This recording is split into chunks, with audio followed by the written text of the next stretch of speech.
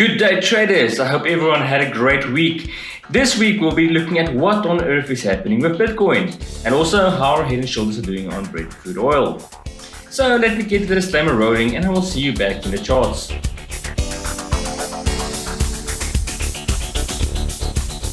As always, we are starting by looking at the US dollar to South African rand.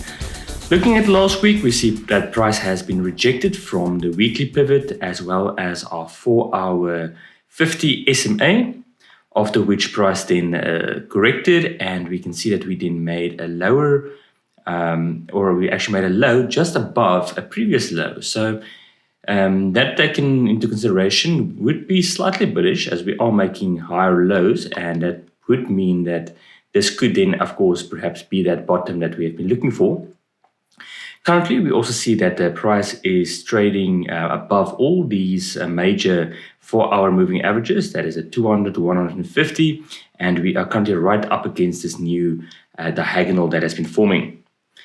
I'd say that at this stage, there's a good chance that if we get a breakout, we would be targeting the area between our weekly R2 and this monthly R2, that would be between 1570 and 1584. There's this initial area of resistance from the weekly R1 and last week's high, and that would be at about 1541. So that would be some initial resistance, and that could even mean that there might first be a retest of this breakout area, but that would remain to be seen. Of course, should the price be rejected from this area and we close back below the new weekly pivot, the area of support is highlighted over here in this red block, and this would be around the area of the weekly S1 at 1480. Moving on now to the EURUSD. Last week did not see the full head and shoulders realized.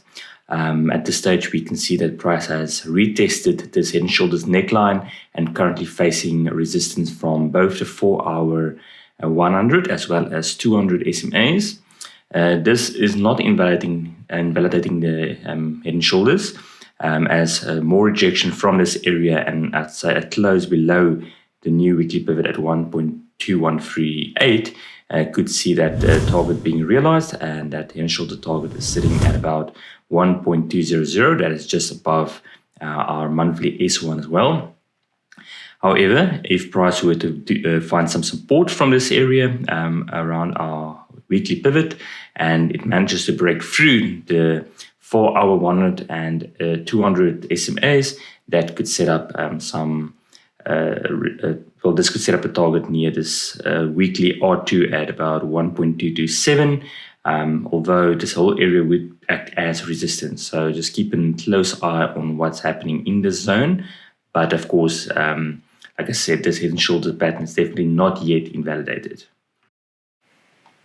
Just having a very brief look at the economic calendar for the week, we can see that later today we have the European Central Bank President speaking. There's some consumer confidence figures coming out tomorrow. On Wednesday, we have some CPI figures affecting the Australian dollar, and then later the FOMC statements for the USD. On Thursday, we have some GDP figures again, and on Friday, we have an economic barometer for the Swiss franc. Moving on now to the GBPUSD.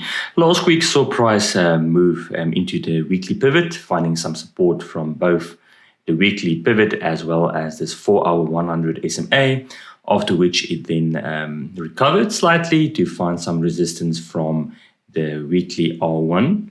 Currently, price is still trading above these major moving averages, and you can see that it's finding some support from the 50 as well as this 100. And the important level to watch this week would be our weekly pivot at 1.364. This level might be retested, and in the process we might form what appears to be this very small head and shoulders target, meaning if this level were to fail and price breaks below this new diagonal support, that could see price sell off or correct towards this area just below the weekly S1 at about 1.353. That is also where it will find additional support from the 4-hour 200 SMA. And of course, should price find its support from this lower diagonal and this 100 SMA, that could see price retest the upper diagonal boundary near the weekly R1 at about 1.377. Although this new diagonal resistance will act as a guideline for us, and anywhere along this diagonal could be a potential target. If we do see a break from this diagonal, the next target would be around the monthly R1 and weekly R2 in the area around 1.385. Moving on to the Australian dollar USD, and just having a brief look at what's currently happening, we can see that price is still consolidating within this trading range. The 4-hour 100 SMA is still holding the line. And at this stage, the breakout targets and also the trading range, as I've mentioned, is the same as last week. So a break below the lower support at 0.766 would have, in effect, a bearish target at about 0.752. That is the weekly S3 pivot. There might be some additional support from this 4-hour 200 SMA that has been untested this year so far. Looking on the bullish side, and I'd say this trend is definitely still more bullish. Just looking at the moving averages, the breakout level would be about 0.780, and a breakout from that area could have a bullish target near the monthly R2 at 0.799. Also worth noting that we might just still see some further consolidation within this trading range, and also likely between the 0.770 level and the upper boundary between 0.780. We are moving on now to the Nasdaq 100. Last week we saw price break through this diagonal resistance, and as mentioned in the video last week, this then saw the bullish target quickly realized near the upper diagonal boundary. That also coincided with both the monthly R2 and weekly R3 pivots, all at 13,400. The trend is still very much bullish, and it's possible that after this slight consolidation, we might have more upside.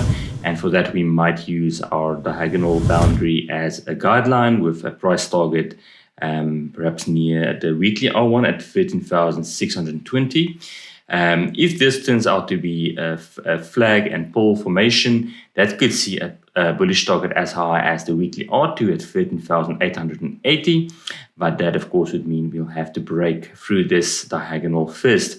In the event of a correction, the initial targets would be between the weekly pivot and the monthly R1 at about 13,150 and 13,200.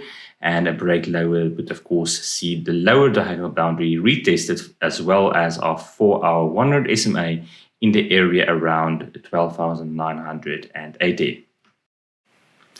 Moving on to Brent crude oil. Last week saw an initial recovery with price moving right up to that right shoulder high at the weekly R1 that was at 56.50.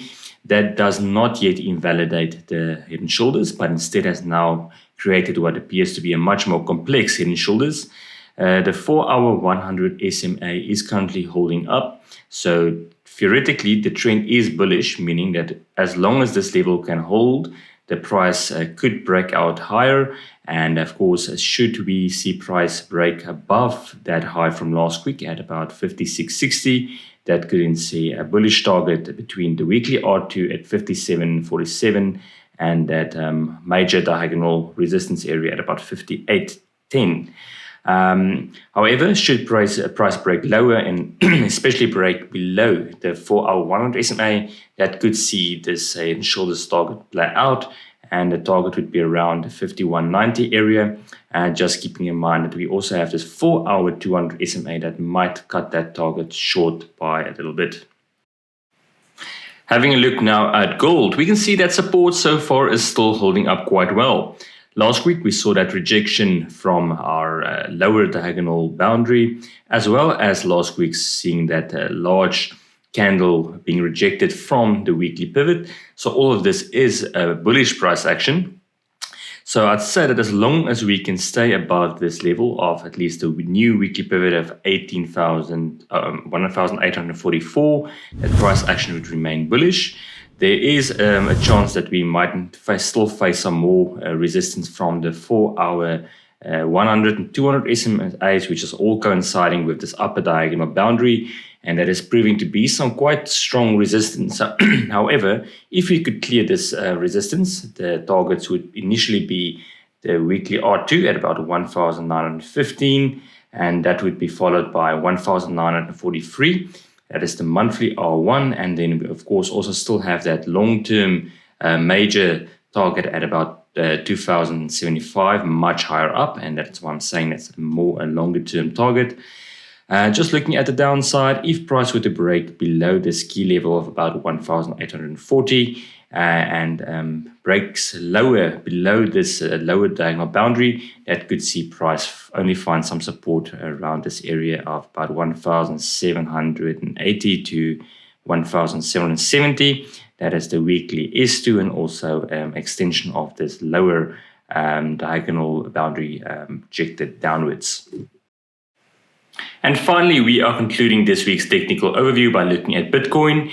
We are on the daily time frame, and as we can see, last week we had the Bitcoin break below this major diagonal support, and at this stage it appears that Bitcoin is in a bit of trouble. The weekly S1 as well as this daily 50 SMA has for now acted as some support, but without Bitcoin recovering back above at least the high that we have here at about 33,900, there will likely be more downside, and that would mean that the bearish targets would be initially the monthly pivot, and that is at 25,500, and that would be followed of course by this yearly pivot that we have at 20,600. And of course there is still the chance that Bitcoin might see more recovery.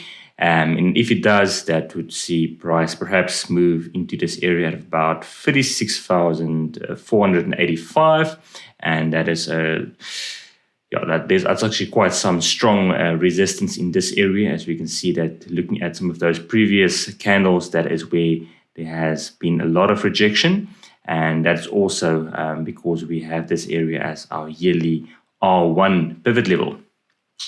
And that would be Bitcoin, so please be careful out there, and that would conclude our weekly market overview. That concludes our weekly technical market overview. Please remember to like and subscribe. Also, if you want to see more trading setups throughout the week, please consider visiting our Twitter account or the Traders Forum at forum.tradersforge.org. We will be sharing and posting setups on a daily basis. This is John Jacobs for RMD Trader. Remember to trade smart and trade successful.